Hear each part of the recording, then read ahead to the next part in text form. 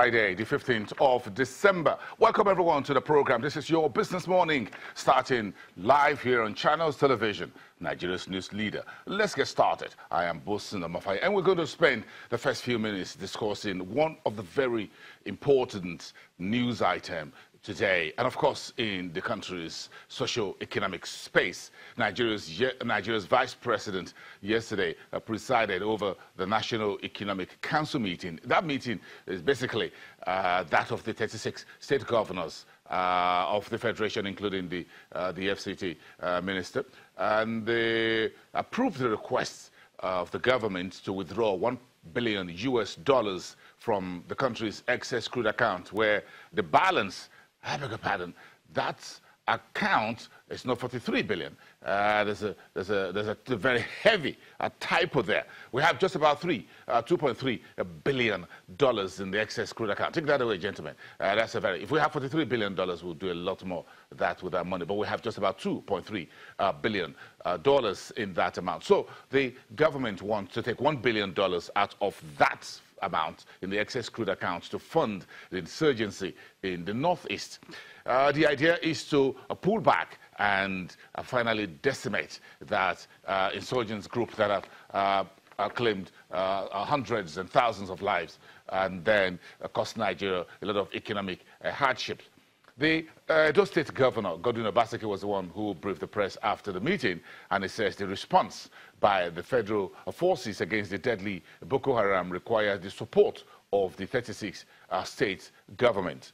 The idea is to put this fresh $1 billion from the ECA, that's the excess money from crude oil benchmark on a daily basis, to fund the purchase of equipment, procuring intelligence and logistics required to finally put an end to the scourge of the insurgency. That's what Edo State Governor says this morning. It's been quoted widely in the media. Meantime, civil society groups are criticizing the discussion yesterday by the National Economic Council and the request by the government, now approved by the 36 state governors, to withdraw $1 billion from the excess crude account as fresh monies to fight Boko Haram insurgency. The civil society group says they want the Defense Ministry to defend all previous budgetary allocations that have been expended. So first they want the Ministry of Defense to step forward and all other security forces to put out what they've really spent the previous allocations on. Then that should be the first step. Meantime, one of the civil society groups, the socio-economic rights group called SERAP by acronym, says the current $1 billion ECA withdrawal request outside the annual budgetary allocations is not in order. When they went in to say, in quotes, that the presidency may want to say that security matters are fundamental, but we cannot continue to have all manner of expenditures on Boko Haram. That will be reckless to me. And that's a statement credited to the SERAP director, Mr. Adetokunbo Momoni, yesterday. But let's take 1 minute to look at what the funding requirements really is for these deadly Boko Haram in northeast Nigeria, spreading its deadly attacks, not just in Nigeria, but to Chad, Niger, and Cameroon, and neighboring countries bordering the Lake Chad basin. According to a report by Reuters news agency in February last year, the funding for a multinational force to combat Boko Haram's deadly Islamist insurgency in West and Central Africa remains well short of its target, an African Union official says last year, February. The Reuters report went on to say that so far, donors, including Nigeria and France, have pledged about $250 million, that's roughly 8.5 billion naira, to fund the 8,700 strong regional force. The Reuters report added that amount, there's about $250 million pledged, not released, but pledged, covers just over a third of the $700 million budget announced for the multinational joint task force last year. That then was in 2015. So you can see that the Boko Haram there require a lot of money. Pledges have been made, but as at last year, those pledges haven't actually really been fully met. The estimated funding required for Boko Haram to fight the Boko Haram insurgency is around $700 million, a little bit close to the $1 billion that the Nigerian government is now seeking to take out of the country's excess crude account. That will be leaving the balance of about 1.3 billion in the ECA. That's a discussion that's already there on the street, and we just need to raise the curtain on today's program with that.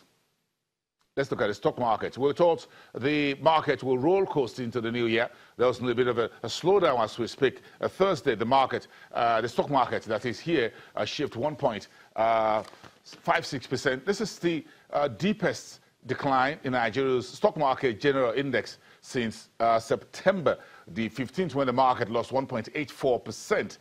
Year to date, we're now down to 41.15%. We almost crossed to 47% on the all-share index, but now we've lost a bit of that. So the first 3 to 4 sessions this week had been in the red. The equity capitalization of the market is holding to 13 trillion, but we've lost close to 200 billion. Yesterday, the market dipped very significantly. Also, in terms of volumes, looks like a lot of folks are done for the year, as it were. The volume, the total turnover on the market was also was down significantly to nearly 300 million, when just a week ago we're looking at about almost 1 billion shares on a daily basis. Then we moved down to about 700 and 500 million. Now we're down to just a paltry 289.3 million ordinary shares for 6.22 billion naira in 4,600 transactions. But where is the bleeding for the markets coming from? Well, basically profit taking. Folks need to balance their books, and some shopping for money or shopping for cash to do whatever they want to do with the long end of year holidays coming. Look at the banking sector. That's a bit of a 0.1%, but if you look at the insurance, it's a lot deeper than that, 0.58%. But the deepest red paint that we saw across the market yesterday here was the industrial goods, 3.08% in the industrial goods. Dangote Cement, the market bellwether, lost more than 4%, and also in that space you have Lafarge Africa. Our consumer goods also lost 0.44%, a deep cut there when you see the likes of flour mills are down almost 10% on the day, 9.71%, a very sharp one there. But the oil and gas was a very surprising 3.78% to the north. That's the 3.78% to the north. That's positive. Investors continue to demand for the shares. Seplat was 7.73% in the green. That's one bellwether in that market space.